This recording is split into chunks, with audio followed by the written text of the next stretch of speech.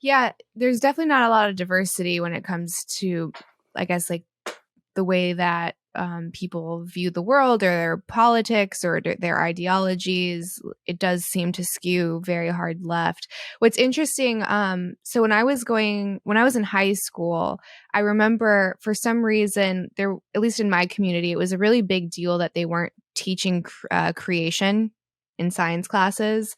Like I don't know if it was just like locally because I was in like a small town in upstate New York, but a bunch of parents got together and they were very upset. And they're like, I can't believe our tax dollars are going here and we're not being represented. And everyone just kind of laughed. Like, this has to be a joke. If that's what you want, maybe go to like a religious school and do that. But we're not going to teach that because it's kind of irrefutable at this point that that's just not how things turned out. And then you were Hmm. kind of comparing the sex deniers now to the evolutionary deniers back then, but there wasn't any pushback, right? Like it was all like, here's the irrefutable evidence, and then we're just going to stick with this. And now I wonder why we're ignoring the evidence. Like, is there like a collective agenda possibly? Do these people, or is their compassion maybe blinding them? And that's what it is. Like, it's at the cost of saving hurt feelings that we're just going to pretend that these things aren't real.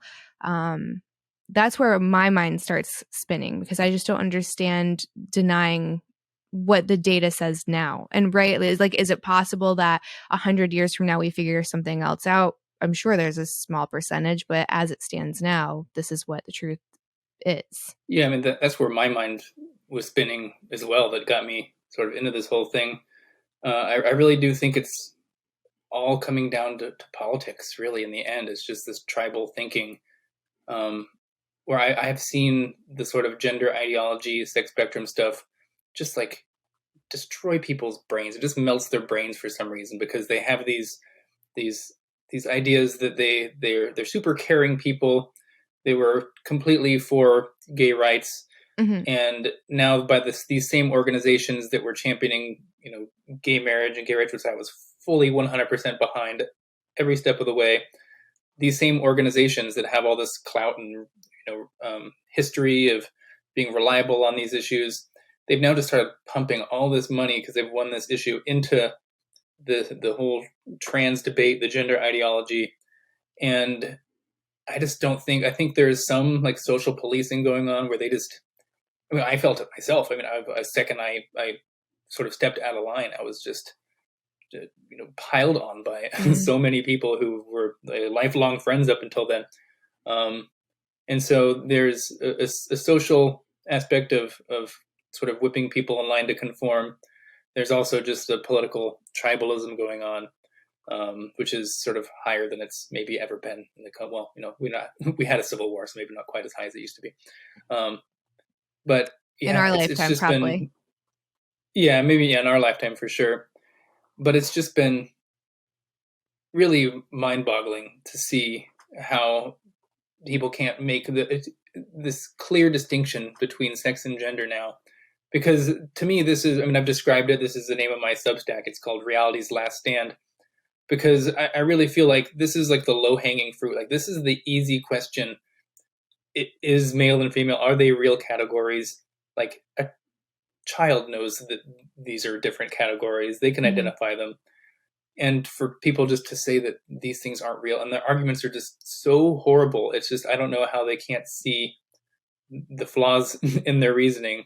But if we can't get this one right, like this is just like the easiest question, um, then where do you go from there? Like, what other thing can be completely distorted? And how can we have society trust what scientists say on like much more complex things like climate change or something, Hmm. where it's nothing that an ordinary person can observe, and it has sort of a relation. It has a political implications. And so, I mean, if people are seeing politicians just sort of waffle on, does male and female exist, how can we possibly trust people when they're just making policy decisions on much more complex things that have sort of any political implication whatsoever? So that's just what I'm extremely concerned about, is just sort of this distrust, this deterioration of a lot of the institutions that we really need to be able to trust to Hmm. like function. as a society. So Well, we've seen that yeah, a ton that's in what spun my mind. 2020. And oh, I mean, I've never been like, I'm not like a science denier or skeptic, but I've never been more skeptical of any result I see that has any relation to politics whatsoever. I'm just like, I don't know what to believe. Like, Mhm. sorry. And No. I'm a scientist. Like, I'm someone who should have a better grip on it than most people. And if I'm completely clueless on some things and have zero confidence, like, how does the average person have any confidence whatsoever? It's None. You just have it's to like do scary. your It's do your scary own to think about. research and like hope that you're making the right decision or coming to the right conclusion on your own.